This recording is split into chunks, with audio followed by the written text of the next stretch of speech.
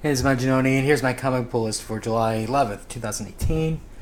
As you can tell, I am so enthusiastic about this week's books. It often leaves me the sense of wonder as to the geniuses that are behind this. Let's take a look at Bendis' #1 Superman issue. First of all, if you've noticed, we are forced to pay an extra $1.99. I'm sorry, an extra dollar, from $2.99 to $3.99. Apparently, Superman is so powerful he drew that line past $2.99. We do get extra special and paper, a little better paper quality. I guess DC wants to make it appear to be worth the effort, even though they're still making a huge killing off of it. This basically takes place right after the Man of Steel. Lois and Jonathan are into the other universe. Fortress of Solitude is crushed. Justice League are giving him their sympathies that the fortress is gone, while Superman just goes out and finds a new place to build it. And we learned it's kind of like business as usual, except for we get these touching moments where Clark is alone and he remembers life as he once knew it. But of course, they're gone, so we're supposed to feel sorry for him. And we learn the big thrust of this storyline is Earth is in the Phantom Zone. So I'm going, okay, we've seen plots similar to this in the past. And granted, there's not a lot of new original ideas that are coming out of DC or Marvel, so they're going to recycle stuff. And, I don't know, to me, it just doesn't... I know there's going to be a bunch of people who are going to be on board, but I'm just not feeling it. I'm just not feeling that this book is special or worthy of time. To me, this just seemed like any other Superman writer, and I'm not even going to say, well, it's the first issue, we have to give him some slack, some breathing room to develop the story, because we had 6 issues already with the Man of Steel, so he's already been building up the storyline, and so that's what I'm saying is, to me, there's nothing special about this. Very highly disappointing in that regard. Die. I originally didn't put this in my book folder, but they put it in there because of Kirkman. And so I said, alright, I'll give it a try. The art is pretty sucky at times. But, what can you do? Sometimes they're winners, sometimes they're not. And Kirkman, recently, at least, hasn't been known to pick winners. But I don't know. To me, it's basically the beginning is just senseless violence, which is fine. I'm never against senseless violence, but then it slows it all down after that, and I don't think it really earns the title Die when you slow it down to just looking for my die. I'm looking for that die type thing. It's secret ops. Somebody's brother's in trouble, so they got to go save him. To me, this would make possibly a good short like a movie. 4-issue miniseries. Let's make it a movie. We're fine. But anything beyond that, pass. Immortal Man. Now, I'm really gonna have to cancel this book. So I'm reading this book and I'm going, okay, we have four issues of fighting, and we're getting little glimpses of backstory in the middle of the fighting.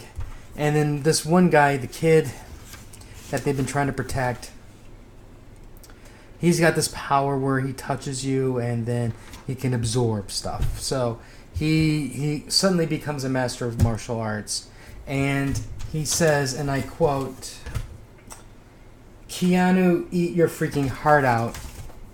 Keanu, eat your freaking heart out, as he's kicking the guy, and I'm going, Keanu Reeves makes amazing action bullet shooters. But when you show a martial artist up on the top half of the page, the only words I want to hear out of his mouth are like Lee, Chan, Yen. You know, there's a few other exceptions, like there's a couple guys in the I believe it's Thailand, or yeah, I think it's Thailand. Fantastic martial arts. Keanu Reeves is not known as a martial artist. I mean, he knows how to fight. You know, he does great action flicks, but he doesn't do martial arts action flicks. So to me, right there, it shows that this guy, writer, has no concept of how to tell a martial arts story or fighting story. It's just going to be random splash images of scenes, and you have an editor who doesn't even realize that, you know, there are at least three, there's more, you know, like Sammo Hung, for an example, is another one, that are far superior in martial arts than Keanu Reeves. And for him to say, and he's Asian on top of that, and he goes to Keanu, I stopped right there. I just said, you know what? This is what this book is worth. This book is just complete, utter trash. If you can't even name a martial artist and you're doing martial arts, sorry. Keanu Reeves is, while he's a very good action star, very good. You know, John Wick movies, fantastic. You know, he's no martial artist. Not known for martial arts, sorry. Sideways number 6. A secret revealed. Now, to me, basically what's going on here is the mom is just in another, her mind is just freaking out because her kid's disappearing. He's got issues, and so she knows that her work has some file on her kid. So she goes to work on a Saturday. She's being real bitchy.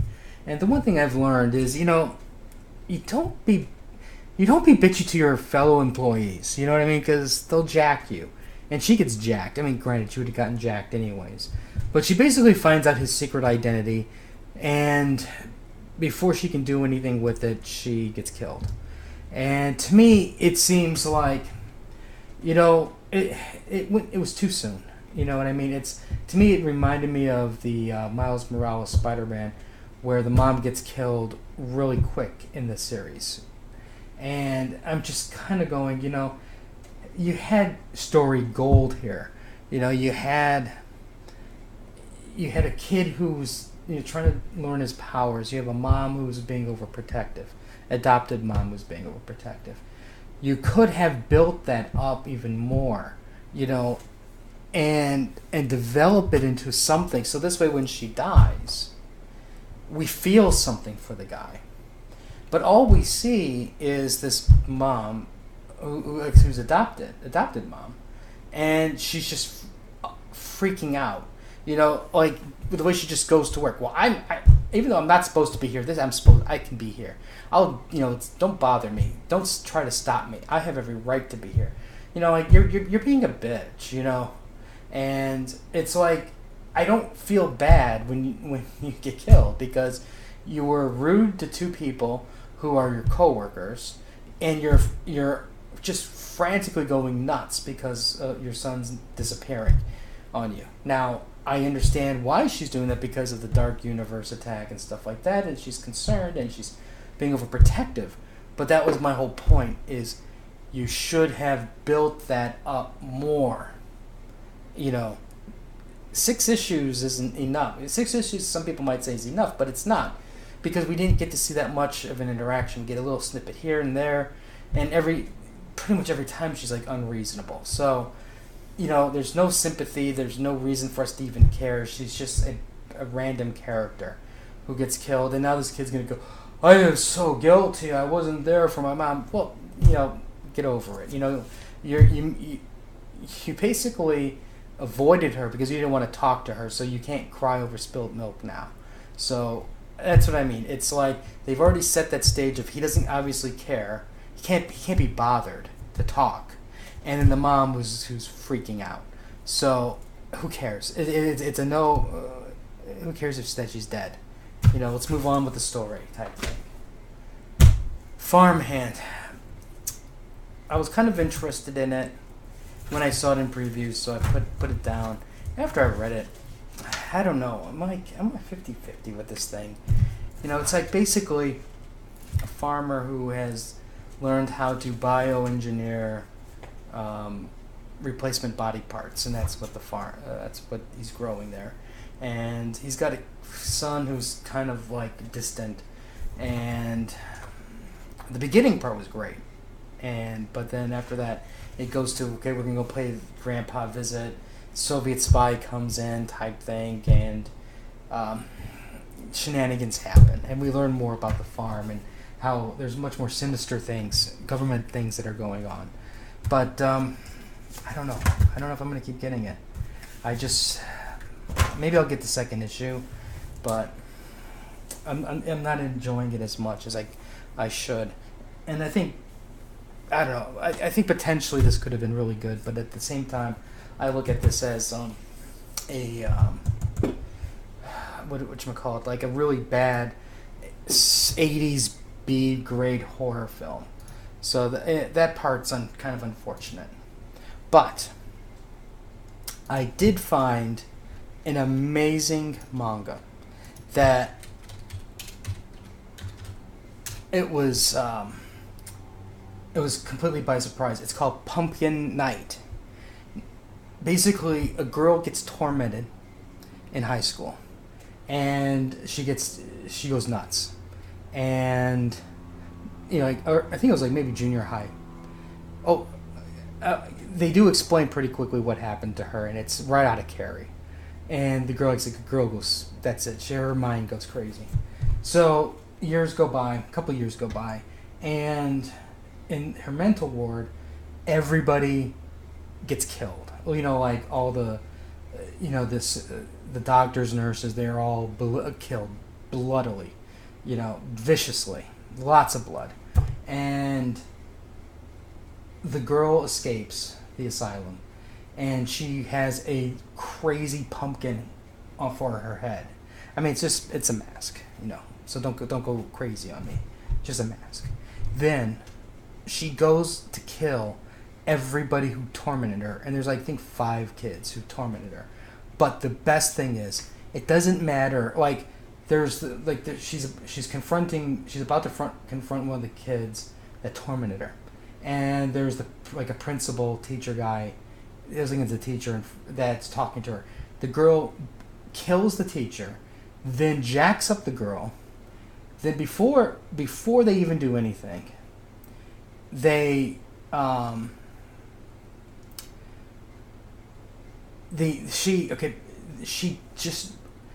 rips open the teacher's stomach, hangs him on the wall in the hallway. So his guts are spewing out everywhere. His skull is jacked up. The girl, there was awake. And then for one of the other friends that she killed, which I'm skipping ahead. But this part was awesome. This is to show you how demented this is. She takes the girl, ties her up, and tapes her mouth shut, throws her into the coffin. Then the plan was, after the funeral, they were going to take her. They said that they couldn't open the casket because the body was mangled. And the body was really seriously mangled. So they took the casket from the wake to a funeral to the crematorium.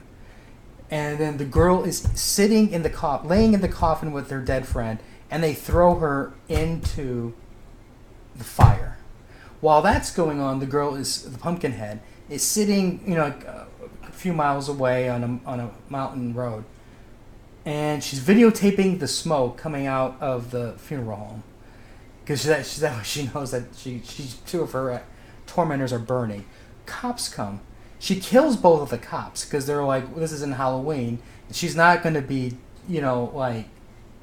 distracted here. So she just kills them both really quickly.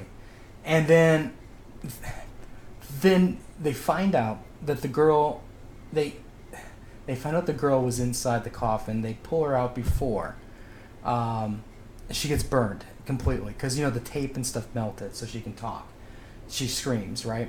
So they take her to the hospital. She goes to the hospital. She's getting surgery. The girl, Pumpkinhead, sneaks into the hospital, drops in from the ceiling, kills all of the doctors, surgeons, nurses, whatever, in the surgery room, kills them all, and then electrocutes the girl who she burned, tormented. Then to further her revenge, she put the body with the doctors, so this way nobody would and then she takes a knife and cuts up her body really bad and lays there pretending to be her friend who got burned, and then she plots the next stage of the killing. I am telling you, Pumpkin Night is insane. I love every minute of it so far, and it's still going. There's only been like 8 chapters so far. This is what you're missing. Stories like this. I'm telling you, that's why manga's better. Anyways, that's all for today. I think I've told enough. We'll have more stuff later. Like and share. Let me know what you're looking forward to reading the most. And I know most of you are going to be looking forward to reading Pumpkin Night versus what we've got this week. So, until next time.